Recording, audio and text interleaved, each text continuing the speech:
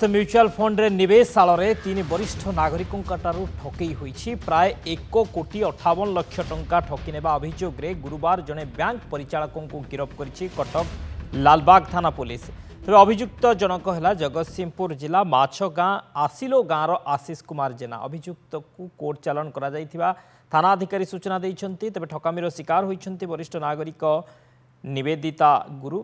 तांकठारु अभियुक्त जनक 70 लाख टंका नहीं म्यूचुआल फंड बदल में 35 लाख टंका एक बीमा संस्थार लगाइथिला।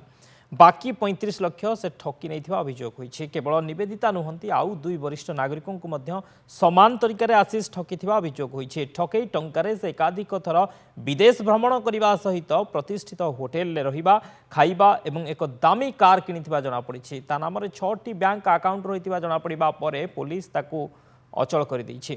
तेबे ता पाखरु एक कार 2टी मोबाइल लैपटॉप जबत करा जायथिबा परे एने पुलिस सूचना दैछि।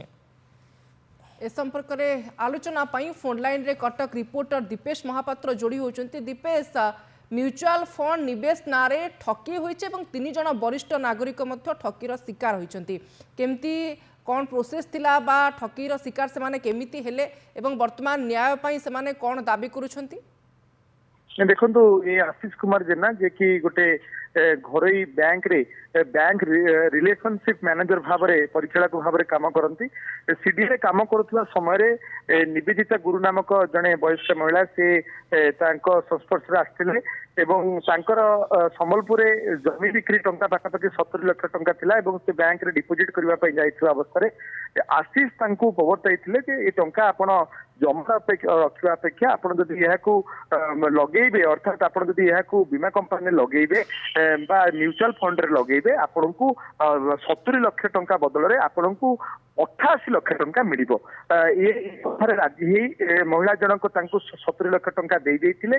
परवर्ती समय फोन आसीथिला जे आपण 35 लाख टंका जमा करिसंती आ 35 लाख टंका जमा जदि न करिवे ताहले आपन को ऊपर पेनाल्टी पड़िबो एवं ए आपन को गोटे इंश्योरेंस कंपनी रे लगा जाइछि बोली स्पष्ट करिथिले। से महिला जानिबा परे तांकर संदेह आस्थिला परे से आशीष को बारंबार जोगाजोग करे पे चेष्टा करथिले मध्य आशीष धराछुआ देइ नथिले।